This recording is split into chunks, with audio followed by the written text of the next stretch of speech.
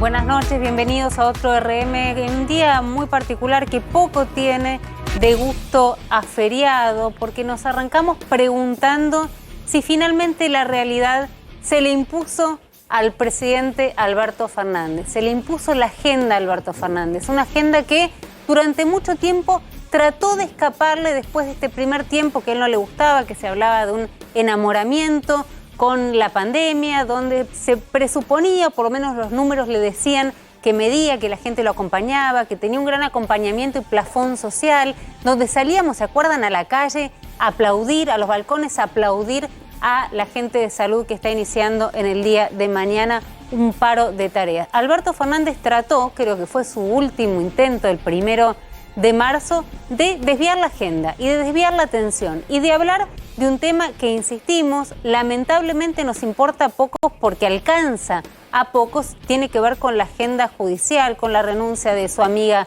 Marcela Lozardo, con la llegada de un tapado, un nombre que habíamos dado acá, que era el ministro Soria, que va a asumir, todavía no es ministro, va a asumir en algún momento, pero ya parece que nos olvidamos. Se le impone la agenda a Alberto Fernández porque se impone en el mundo esta segunda ola muy complicada. Ninguno de nosotros tres que estamos acá con ustedes, del otro lado, queremos imponer miedo, queremos transmitir temor, pero lo que queremos es ser muy cautos y que seamos muy cuidadosos porque realmente lo que viene no es nada bueno. Los informes que tiene hoy tanto el jefe de gabinete como el presidente de la Nación, como el gobernador de la provincia de Buenos Aires, como el intendente de la ciudad de Buenos Aires son muy malos. Esperemos que no pasen. ¿Qué es lo que están evaluando? Tuvimos una primera parte, y no quiero volver a usar este segundo tiempo, ¿no? Pero una primera parte donde de alguna manera sigue insistiendo el gobierno que la gestión de la pandemia no fue mala. ¿Por qué? Porque se evitaron las imágenes espantosas que vimos a lo largo del mundo. No hubo fosas comunes, no hubo cadáveres, no colapsó el sistema de salud.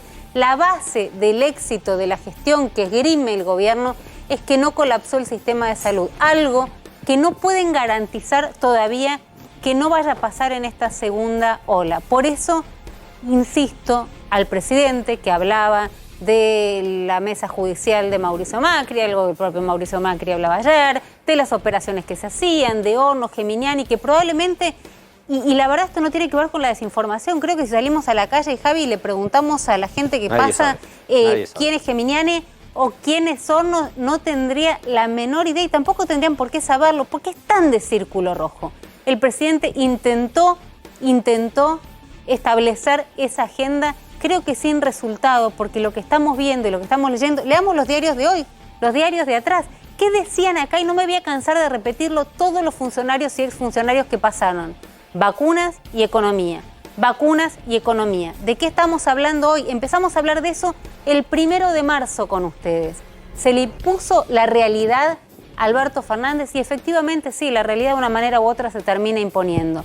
La agenda tuvo que pegar un volantazo y podemos leer desde La Nación, Cristina Kirchner, y esto lo vamos a desarrollar a lo largo del programa, no podemos pagar la deuda, no tenemos plata y por supuesto está perfil con lo que hoy decía la ministra de Salud respecto de restricciones que pueden llegar a haber, que después las desmintieron muy rápidamente, mucha confusión en el manejo interno de esta crisis por parte del gobierno, que se van a tener que poner de acuerdo, que lo van a tener que enderezar, que van a tener que entender que acá nadie va a capitalizar políticamente si esto se termina para todos. A ver, acá no hay nadie que salga ganando y alguien que salga perdiendo.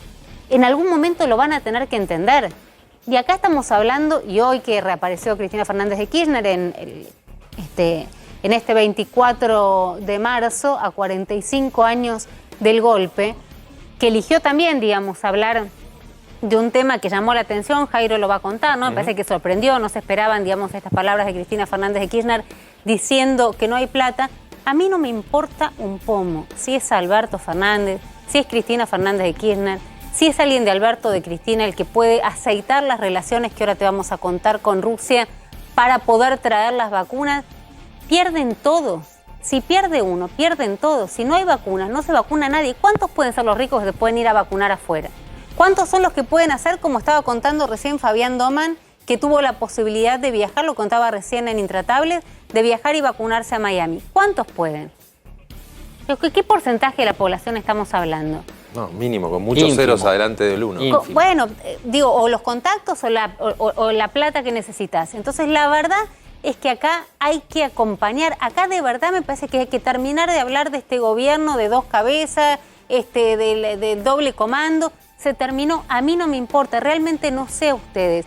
No quiero jugar ese juego, no quiero entrar a jugar el juego a ver quién es el que puede traer las vacunas. Hay información muy caliente, la información va a pasar claramente por lo que vienen diciendo los que saben y se sentaron acá desde hace cuánto, desde el 1 de marzo arrancamos, exactamente, ¿no? Desde ese 1 de marzo cuando Alberto Fernández hablaba de hornos y de las visitas y del Comodoro Pi, de la podredumbre, que todo eso es cierto, pero hay prioridades y claramente no eran esas. Desde ese 1 de marzo se sentaron acá y hablaron de economía y hablaron de la pandemia, de una pandemia que hoy tiene a Perú, para que lo puedan entender, con gente haciendo cola, pidiendo no vacunas, pidiendo respiradores.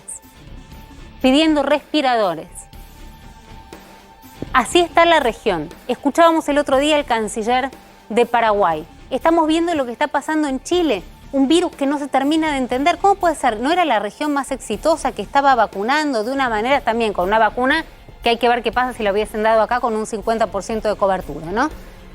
Hay un rebrote, confinamientos en todo el mundo. Uruguay, se suspendieron las clases hasta el 12 de abril, por lo menos por la cantidad de casos. ¿Realmente nos vamos a poner a ver en la interna quién es el que puede traer las vacunas? ¿Cómo se traen? Se lo quiero preguntar primero a mis compañeros. Me parece que, estamos completamente de acuerdo que la realidad se impuso y que no hay forma ahora de salir a hablar de las PASO, de las alianzas, del PJ, que van a tener que hablar de esto si salen a hablar. Indudablemente lo venimos diciendo todos estos días de que el gobierno, empezando por Alberto Fernández, con su discurso de la semana pasada, su cadena nacional, se puso otra vez al frente del tema de la pelea contra la pandemia. Ahora, no pueden disimular las contradicciones y las discusiones, los cortocircuitos y las idas y vueltas que hay en torno a qué medidas son las mejores para enfrentar esta segunda ola que se viene, que ya está acá.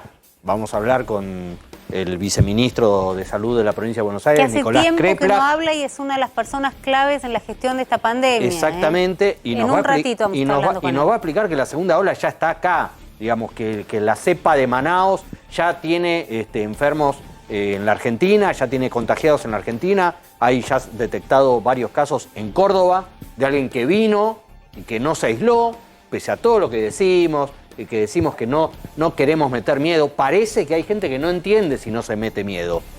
Parece que hay gente que no lo entiende, porque vienen del exterior, vienen de países que están contagiados, de países donde donde hay una explosión de contagios, y vienen y no se guardan.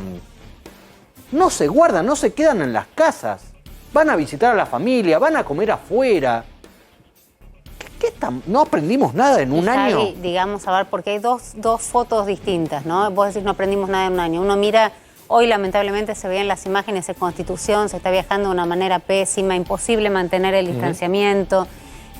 Pero uno entiende que es la necesidad de salir a trabajar. Totalmente. Vuelvo, y no quiero, no me voy a esgrimir como una antipalermitana, y todo el mundo tiene derecho a salir a divertirse en tanto y cuanto se pueda y esto no conlleve un riesgo para terceros. Salís a los bares de acá, me van a escuchar decirlo todas las noches, no tienen los chicos que están tomando acá una cerveza la necesidad de salir a trabajar ni de tomarse esa cerveza porque están desesperados. Una vez, dos veces, están llenos los bares. ¿Qué parte no entendieron? Bueno, ¿qué parte hay que contar, digamos, para que del otro lado digan, ¿sabes qué? En lugar de esa cerveza, en esa esquina que está repleta, y me quedo en casa. Y sí, me quedo de vuelta en casa. Lo que pasa es que hay un punto que cuando vos decís que la realidad se le impone a Alberto Fernández, que no estaba presente en las placas, pero que es los precios.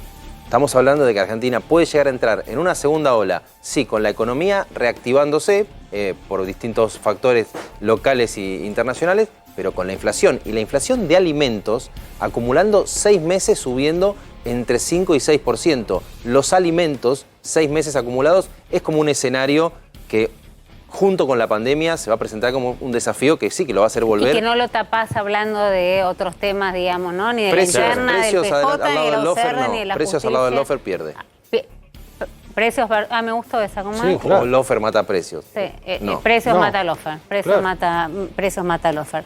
Vamos a darte una información exclusiva, como te venimos dando prácticamente en cada uno de los programas respecto a las famosas restricciones que se vienen. Van a venir de poco, van a venir escalonadas. A ver.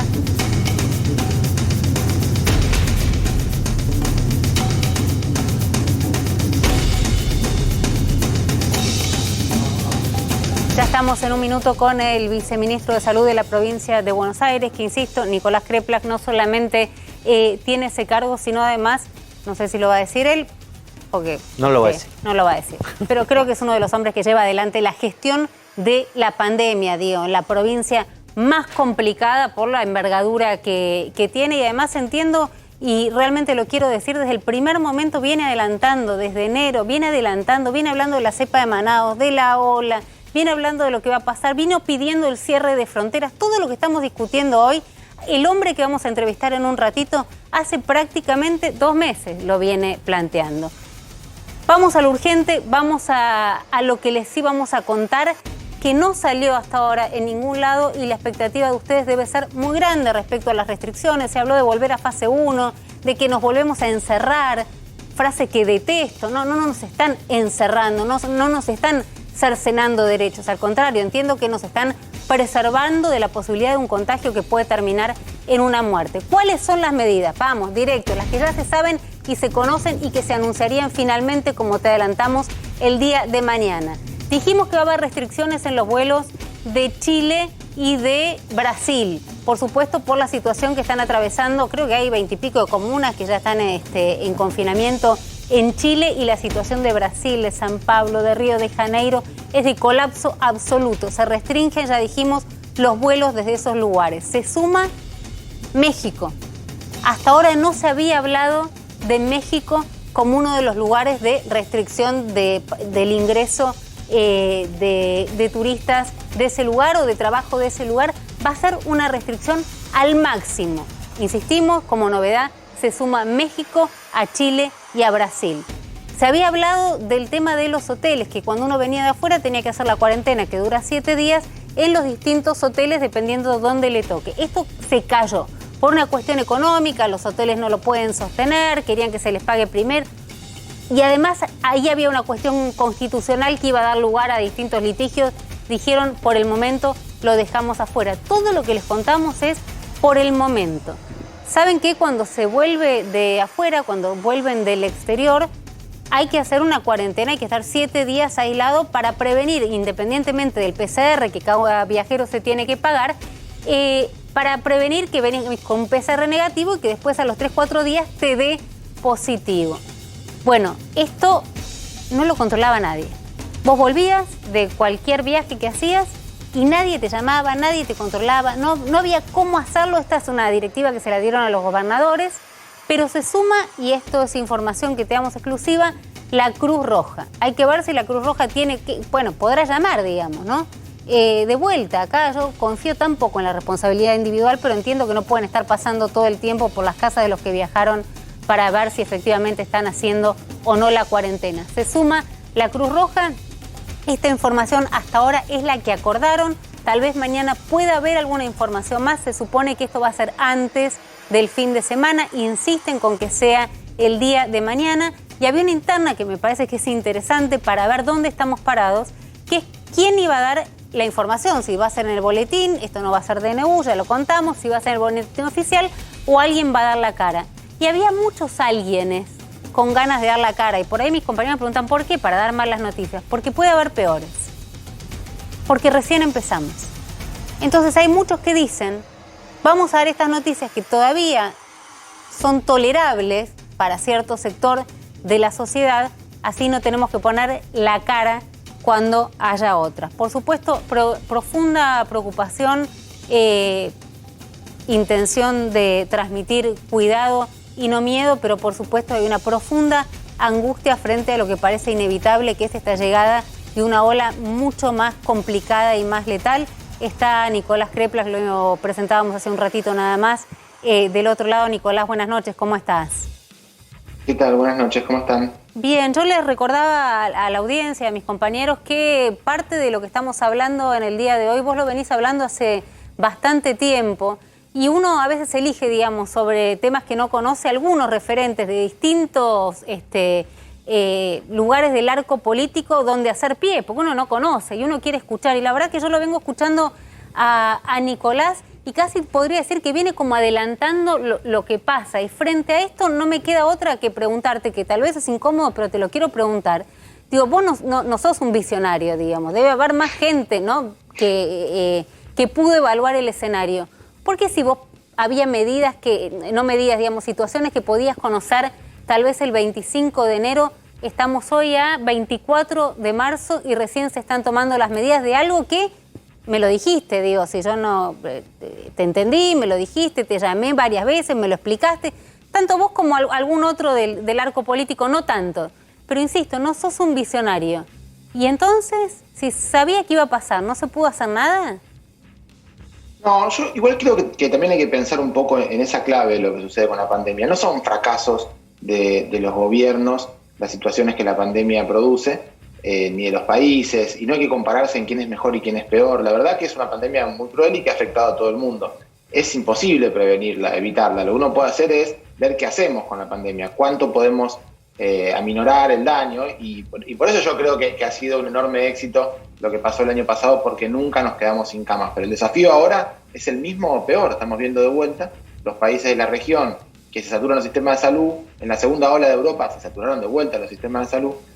Así que nosotros tenemos de vuelta el mismo desafío que tuvimos el año pasado, con una pequeña diferencia que, bueno, ya el año pasado pudimos rearmar el sistema de salud, al menos que estaba muy herido, pero ahora tenemos una vacunación por delante. Así que ya quizás no es lo mismo. Yo el año pasado, cuando planteaba que había que pasar todo el invierno y llegar hasta septiembre, quizás ahora tenemos un panorama más corto en distancia, porque tenemos que garantizar la vacunación sobre todo. Pero a mí me parece que no es tanto sobre fracasos y éxitos, sino sobre la necesidad de conseguir consenso y acompañamiento entre todos. A mí me gustó mucho lo que decías recién respecto de que nadie puede sacar un provecho político de esto. Me parece que esto es algo que tenemos que hacer. Bueno, yo me dedico específicamente a la salud, pero todos los que estamos gobernando tenemos que intentar hacer todo lo posible para convencer a la gente que se tiene que cuidar. Hay que reducir los viajes innecesarios. En esta fase, los viajes al exterior hay que reducirlos, pero luego vendrá partes donde tengamos que reducir la circulación, posiblemente nosotros, y tener más cuidado, volver a situaciones de restricción.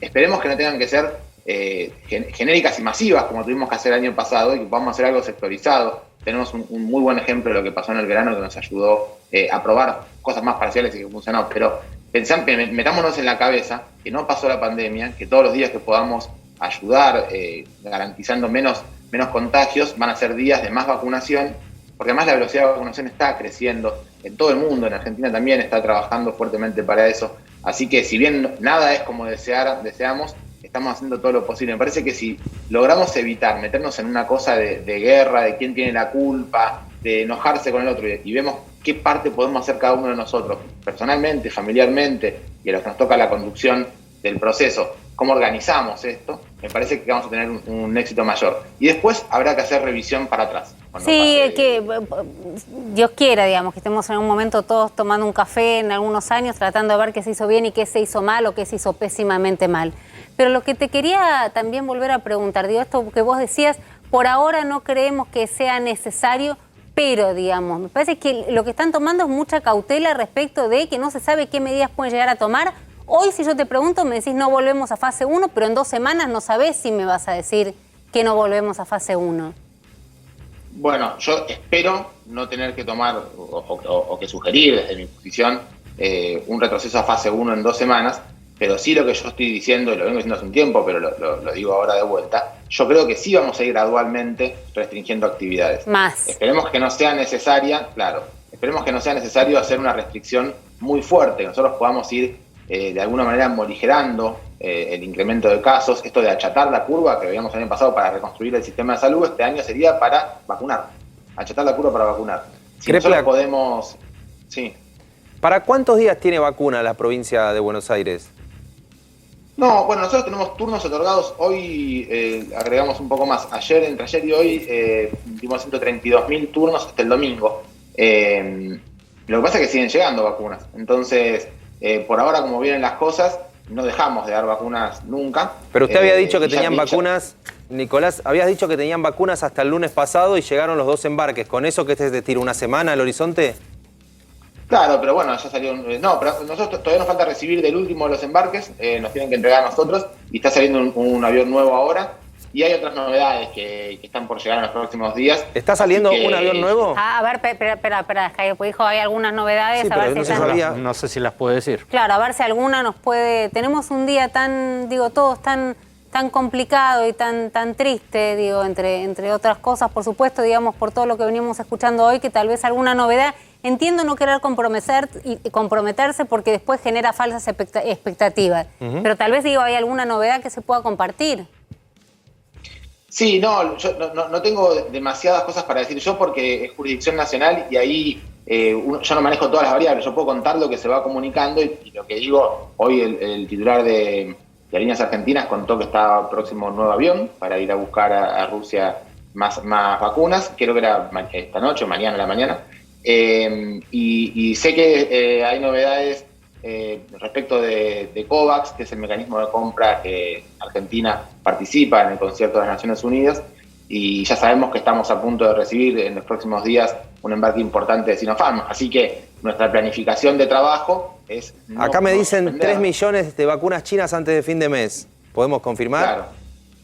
Claro, eso es lo que se viene anunciando, no sé bien la fecha, pero en el transcurso de la semana próxima alguna parte de ese envío de 3 millones empieza a llegar, suficiente como para seguir dando los turnos. Y nosotros incluso estamos con la expectativa de poder aumentar la velocidad. Hemos llegado a tener un máximo de 65.000 en un día en la provincia de Buenos Aires, pero con una capacidad de duplicarlo. Así que esperemos que de a poco que van llegando las vacunas. No suspendemos. Hoy feriado vacunamos también, vacunamos los fines de semana. Creo que bueno, estamos haciendo el trabajo ese. Por eso vale mucho la pena garantizar los cuidados, hacer un esfuerzo grande con los cuidados para poder achatar la curva, porque todos los días son muchísimos, decenas de miles que estamos vacunando. Pero vos volverías a decir, ya te dijo Javi, perdóname, pero volverías a sugerir, digamos, a quienes nos están viendo que restrinjan sus actividades al mínimo, digamos, necesario. Yo ando enojada con la cervecería de Palermo, pero y no con quienes están, digamos, esta mañana en Constitución que tienen que salir a trabajar. Pero si vos tuvieses, desde el área de salud que lo conocés, que decirle al que está del otro lado, quédate más en tu casa o no, salí, quédate al aire libre, todavía no es necesario. Sí, la verdad que hay un enorme porcentaje de la población que escucha lo que decimos y trata de hacer caso de lo que decimos. Y por eso me parece muy importante decir las cosas bien claras. Está empezando una segunda ola, nosotros lo venimos viendo hace un tiempo, por suerte en Argentina viene empezando más o menos lento, pero ya la última semana y esta semana ha aumentado mucho. En el día de ayer en la provincia tuvimos 1.000 casos más que la semana anterior, es decir, está subiendo mucho, empieza a acelerarse rápidamente. Es un momento donde hay que extremar los cuidados. Esto significa reducirlos a todo lo posible, más aquellos que tenemos familiares o algún conocido de riesgo que sabemos que en pocas semanas se va a vacunar.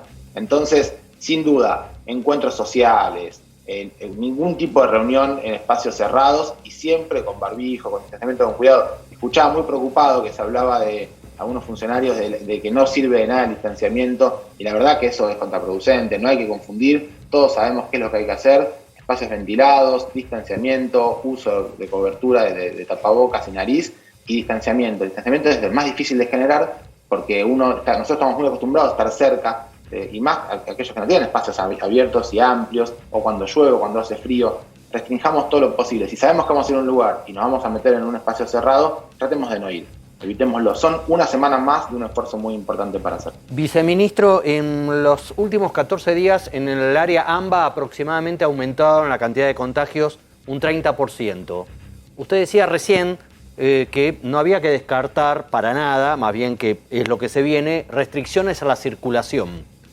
¿Cuánto tiene que aumentar, cuánto tiene que seguir aumentando esa proporción de contagios, por lo menos en la provincia de Buenos Aires, para que la provincia empiece a restringir?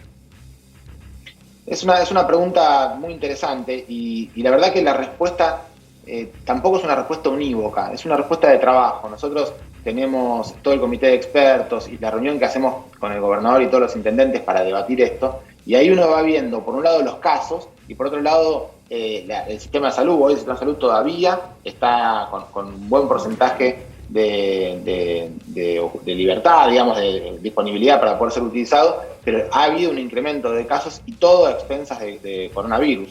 Entonces está empezando a sentirse esto. Yo no puedo decir con qué número, cuánto hay que hacer, lo que puedo decir es si la tendencia es a que va a seguir subiendo, nosotros lo que hacemos todo el tiempo es intentar modificar las condiciones de contagio para reducir las tendencias, de manera tal de no tener una proyección de que se colapse. Hay que hacer todo lo posible para llegar antes del colapso. Lo que no podemos hacer es, como han hecho algunos países, que yo creo que se sí han sido errores de gestión o falta de capacidad de tomar decisiones políticas, y por eso también a mí me parece muy importante lo que hizo el presidente al ponerse por delante la semana pasada con la conferencia de prensa. Me parece que lo que tenemos que hacer es tomar las decisiones antes. Así que si nosotros empezamos a ver que la velocidad de aumento supera lo que estamos viendo ahora, las restricciones van a ser más rápidas.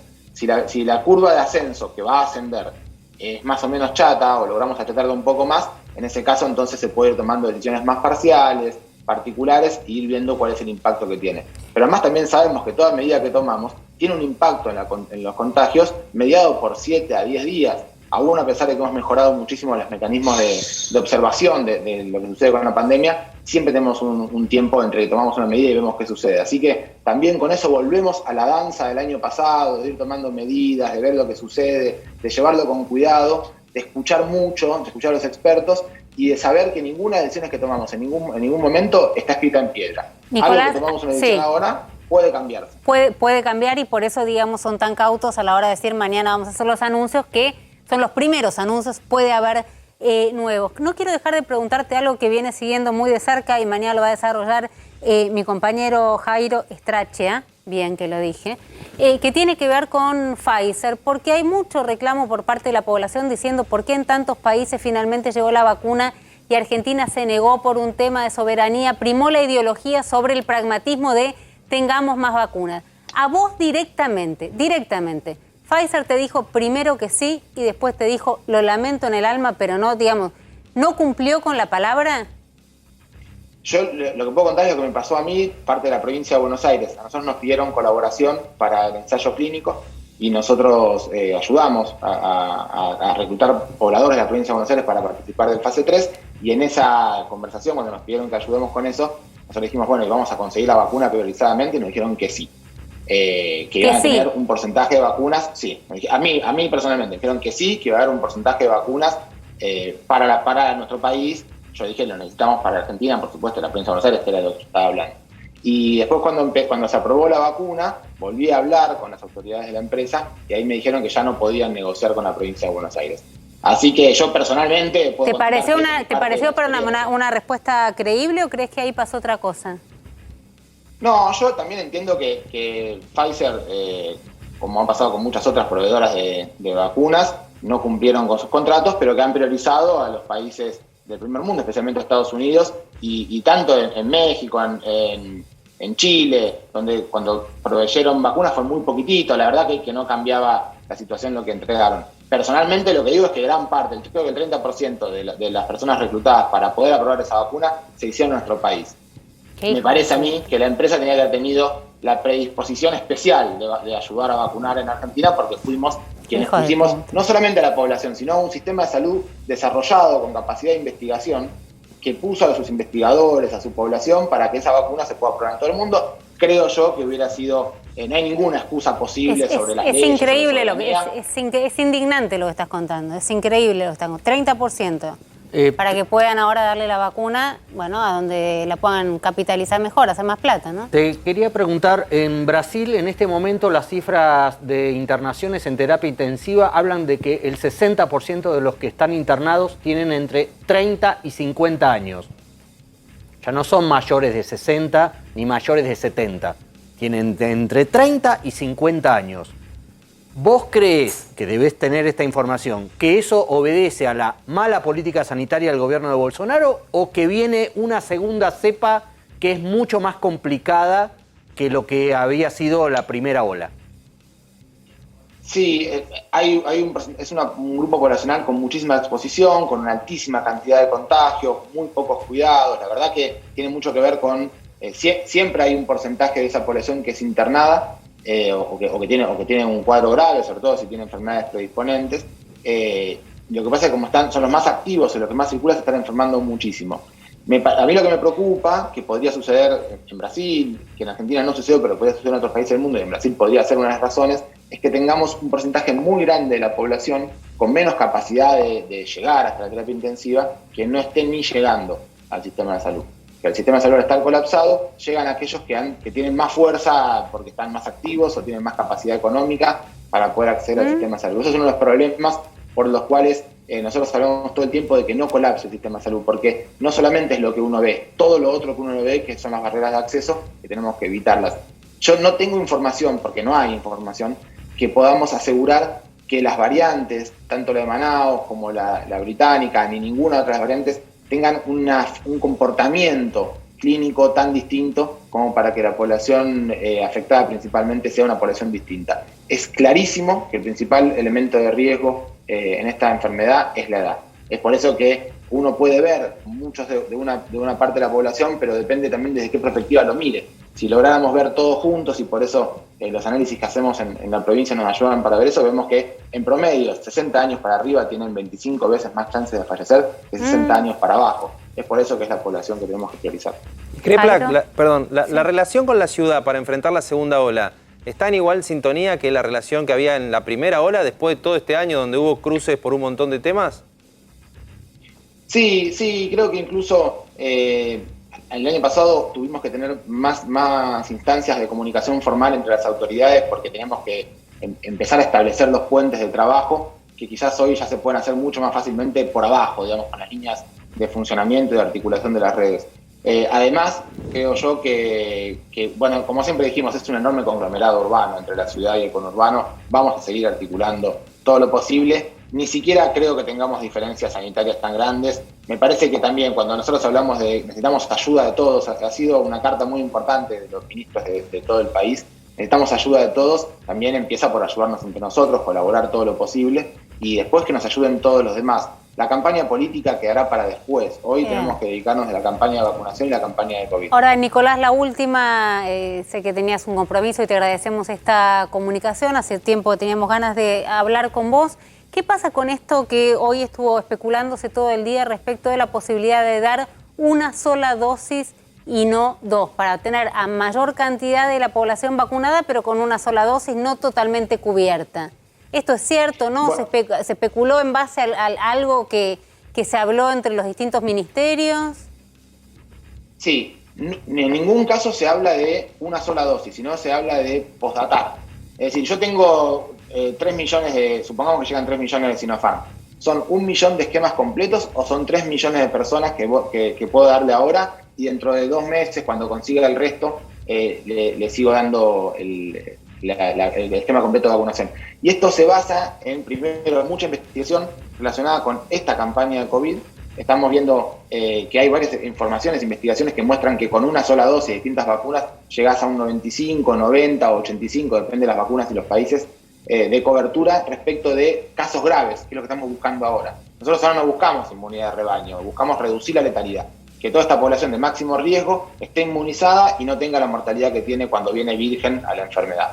Y después la segunda dosis se puede dar después. ¿Y qué pasa con la segunda dosis? ¿Para qué sirven? Sirven para aumentar un poco la cantidad de anticuerpos, pero sobre todo para aumentar la duración de la inmunidad en meses. Entonces, si uno quisiera tener la inmunidad por 18 meses, seguramente 2 dosis o a veces 3 dosis son parte de los esquemas. Pero para el momento que viene ahora, que es el invierno próximo, una sola dosis podría ser una estrategia razonable basada en ciencia y basada más en toda la experiencia que tenemos en la historia de las campañas de inmunizaciones. Nicolás Kreplak, viceministro de Salud de la provincia de Buenos Aires, muchísimas gracias por esta comunicación con RM. Gracias. Muchas gracias a ustedes. Buenas noches. Buenas noches. Y el otro de los temas, no sé si seguía... pensé que seguía con los diarios atrás, no seguía con los diarios acá. Hablamos, por supuesto, de vacunas, hablamos de la campaña clave, lo que preguntaba recién Javi Calvo. Y el otro tema, no sé en qué medida a ustedes también los sorprendió, los desconcertó, fue la aparición de Cristina Fernández de Kirchner hoy con sus dichos. ¿Javi? Sí, así como en su momento el presidente descerrajó el 1 de marzo el famoso tema del Fondo Monetario y de iniciar una querella criminal sobre los exfuncionarios del gobierno anterior que gestionaron la deuda ilegítima que se considera con el Fondo Monetario, hoy Cristina Fernández de Kirchner, en un acto en Las Flores, o en un centro clandestino, en un ex centro clandestino de detención, se despachó también sobre el tema del Fondo Monetario, diciendo que hay una deuda que no se puede pagar. Y esto, la verdad que no solamente sucede con el ministro de Economía en Washington, reuniéndose justamente con las autoridades del Fondo Monetario para ver cómo se renegocia lo que debe la Argentina, sino que también tiene que ver con un plan ya hablado entre la ex presidenta y actual vicepresidenta con su hijo Máximo respecto a tratar de que se arme una propuesta de renegociación con el Fondo Monetario, que tradicionalmente tiene el plan de facilidades extendidas, que son entre 7 y 10 años, extenderlo a 20 años, con acuerdo con los sectores opositores, básicamente con presidenciables. Por eso habló del gran acuerdo. Es la idea de Máximo Kirchner, ¿no? Y es interesante ver quiénes son esos presidenciables para Cristina Fernández de Kirchner y Máximo Kirchner, que son dos propios, el gobernador de la provincia de Buenos Aires, Axel Kicillof, y Sergio Massa, presidente de la Cámara de Diputados, y por la oposición, Horacio Rodríguez Larreta y María Eugenia Vidal. No está Macri, no está Lustó, no hay ningún radical. No. Bueno, ¿por qué es la idea esta? Justamente para, desde lo público, acordar una política para presentarle al Fondo Monetario para estas facilidades extendidas de 20 años y no de 7 o 10, que es lo usual en estos casos. Pero la verdad que llama la atención porque con el ministro en Washington... Te deben decir, no quiso decir eso. En realidad nosotros cuando hablamos decimos que no vamos a pagar, pero queremos decir, no sé, Jairo, ¿qué hace Guzmán ahí ahora? Hoy en el mercado financiero había como dos lecturas. O está todo coordinado y la están rompiendo la negociación, o no se sabe qué están haciendo y es el gobierno más raro en la coordinación que hemos tenido. Esto que cuenta Javi está todo perfectamente calculado. O es un caos. Ayer estuvo Guzmán con la titular del Fondo Monetario. Hoy Guzmán se veía con los representantes del Tesoro, como los representantes del ministro de Economía de Estados Unidos, que son los accionistas del fondo.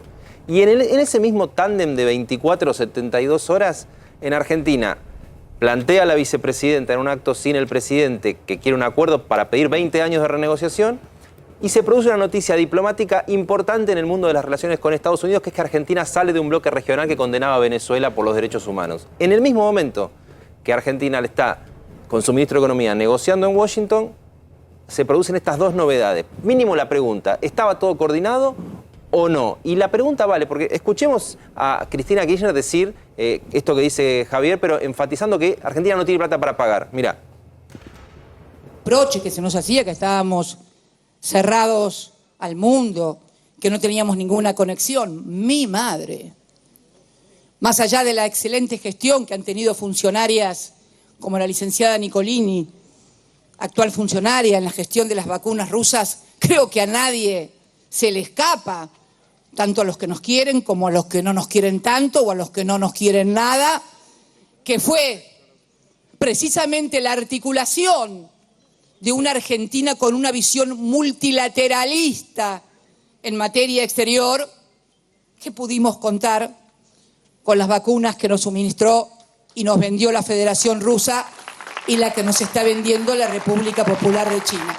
Y en otro tramo de ese discurso es cuando ella enfatiza que no tienen plata y completa este escenario donde se confirman trascendidos, porque ya se venía contando que había una disposición a la política del gobierno de ir a los 20 años, que el Fondo Monetario no tiene en sus documentos, pero blandiendo el argumento de que, bueno, tampoco tenían eso de darle la plata a Macri para que ganara las elecciones y se usara la plata para la fuga de capitales.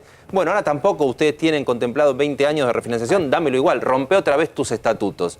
El tema que hace preguntarse si todo esto está coordinado o no está coordinado es y quiero saber, perdón, Jairo, digamos, si esta pregunta, que supongo que del otro lado se habrán quedado enganchados también, diciendo, a ver, son realmente geniales en la articulación de una política que va a obligar al fondo a negociar y todo esto está coordinado o no tenemos la menor idea de lo que estamos haciendo. Quiero saber ahora en un ratito, está Luciano Laspina con nosotros, diputado de Cambiemos, y me lo va a poder contestar.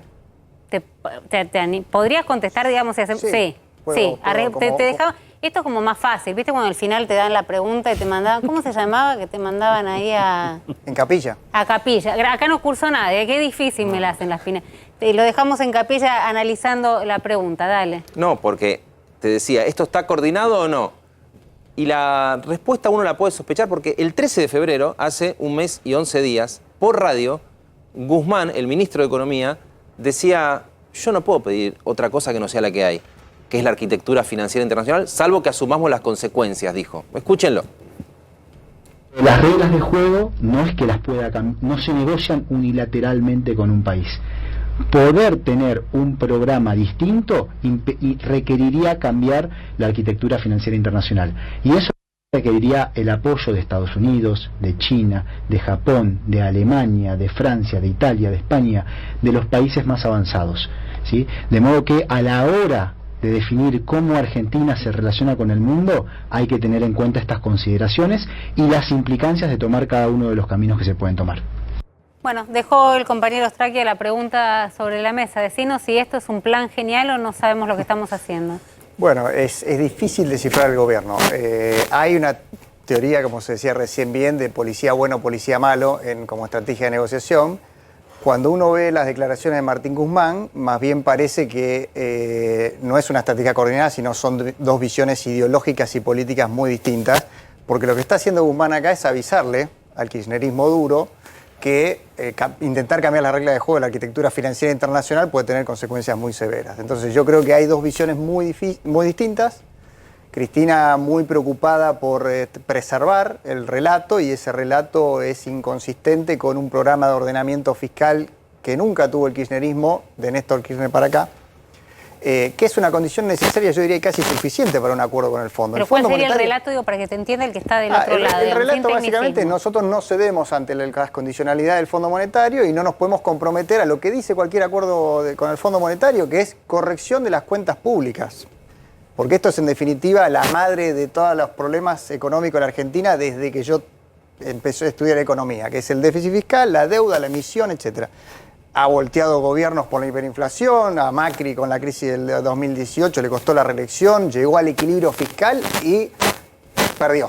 Perdió por el ajuste que tuvo que hacer, que era creo lo que había que hacer, pero le costó la reelección. Y ahora lo mismo, el Fondo Monetario dice, bueno, yo te presto, pero las condiciones de hacer una macroeconomía sana. Y esa macroeconomía sana parte de la base de corregir las cuentas públicas como vas a hacer en tu casa. Eso el kirchnerismo no lo puede poner en un papel, porque es abandonar sus banderas. Primero sus banderas, las banderas, yo diría, ideológicas. Un poco ideológicas. Segundo es defeccionar ante el Fondo Monetario. Tercero, no es lo que piensa, si lo buscas un poquito, el propio ministro Guzmán, que habla mucho de políticas contracíclicas, etcétera, pero Guzmán lo dejo del ala occidental, pero Axel Kicillof en ningún momento te diría, mi prioridad es el equilibrio fiscal. Ahora, perdóname, Jairo, digo, para poder charlar con las Pines, para que nos pueda contestar. La pregunta es si esto, porque entiendo, digamos, lo que vos planteás y lo que plantean ambos, que tiene que ver con el policía bueno y el policía malo. Pero esto lo toma de sorpresa al ministro Guzmán, que está negociando justamente con el fondo que le dice, que escuchan que la vicepresidenta, con el poder que tiene de gestión en este gobierno, que dice no le vamos a pagar. ¿Lo toma de sorpresa, Guzmán?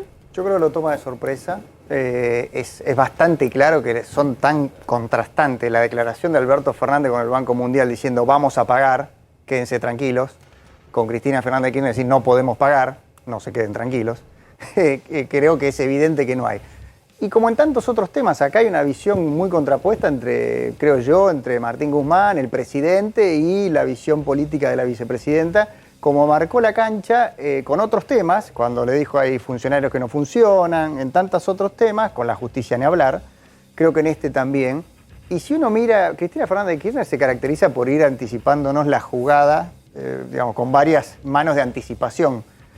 Y la carta de febrero, creo que fue de los senadores, al Fondo Monetario, que llegó a las oficinas de Washington diciéndole que había habido una violación del estatuto. Mientras estaba la misión acá, fue un primer aviso. La querella criminal de Alberto Fernández, que toma un argumento de Cristina Fernández, lo lleva en un momento de mucha debilidad política por el vacunatorio VIP y ese intento de Alberto Fernández de congraciarse con la vicepresidenta, está puesto en la misma dirección, creo yo, de preparar el terreno, sobre todo el terreno yo diría el relato histórico, de que los problemas que vamos a tener en Argentina, que tuvimos o que tendremos, tienen que ver con un culpable, que es esta deuda, digamos, que nos dejó el gobierno anterior y que es impagable.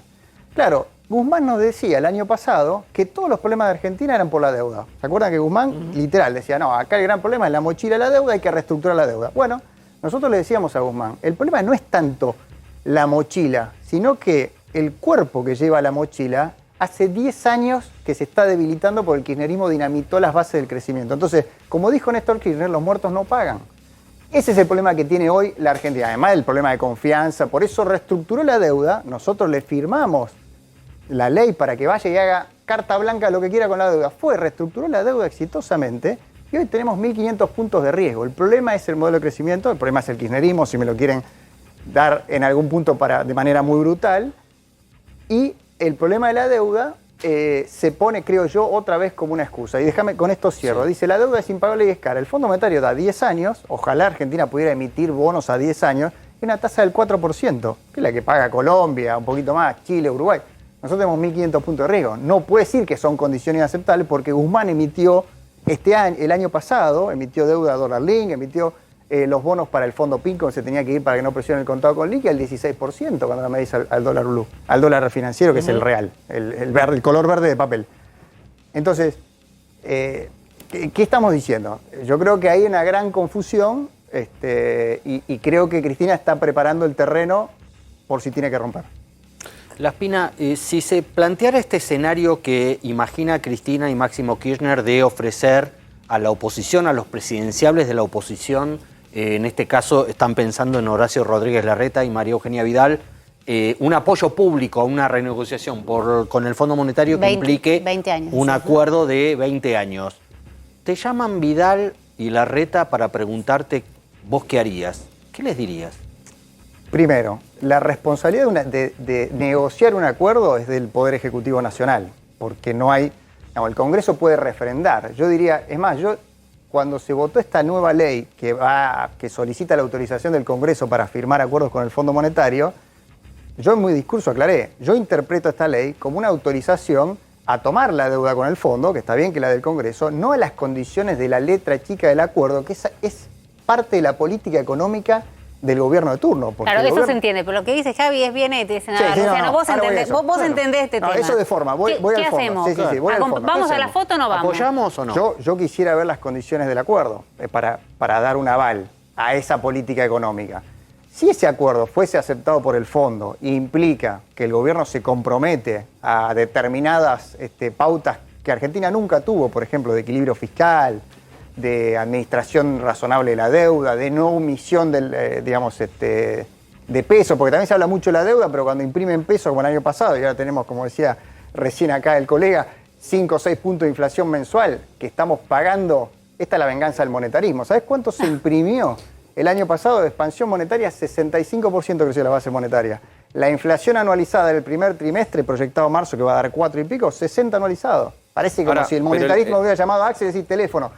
¿Qué quiero decir con esto? Digo, también veamos no solo la deuda, también veamos la emisión de pesos. Lo que pasa es que, Juntos por el Cambio, en este caso, con la deuda con el fondo, porque la deuda con el fondo es toda de Juntos por el Cambio, digamos, de la gestión de Macri. Hubo deudas antes que se refinanciaron de otro gobierno, pero la deuda con el fondo, la decisión de ir al fondo es toda del gobierno de Macri, producto de la crisis 2018. Juntos por el Cambio, ¿no tendría que estar ahí haciéndose un poco cargo?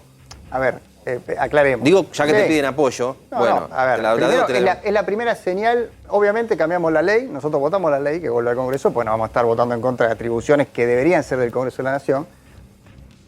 La ley de administración financiera, que es de la década del 90, y todos los acuerdos con el Fondo Monetario fueron decisiones del Poder Ejecutivo Nacional que no pasaban necesariamente por el Parlamento. Esta es la tradición histórica.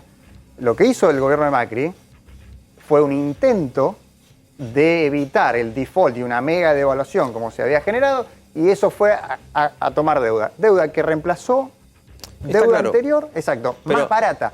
Entonces, la deuda con el fondo vino de Macri y de hecho el fondo pasó por arriba su estatuto para que Macri pudiera contener el dólar. O sea, esa parte es toda de la gestión de cambio. Yo lo que digo es, eso no los compele un poco a hacerse cargo y bueno, me están pidiendo apoyo político para sacarle 10 años más porque tal vez en 7 años gobierna Larreta, gobierna Vidal y en vez de pagar 7.500 paga 2.800. Yo lo dije hoy, obviamente nosotros queremos que Argentina acuerde. Lo que nosotros nos podemos hacer cargo es la política económica del gobierno, porque es una digamos, una prerrogativa del Poder Ejecutivo Nacional. No es cierto que el Fondo Monetario haya hecho una dispensa especial con el gobierno de Mauricio Macri. Es más, yo te digo, en el libro de Macri lo explica y creo que tiene razón. El fondo lo estaba analizando.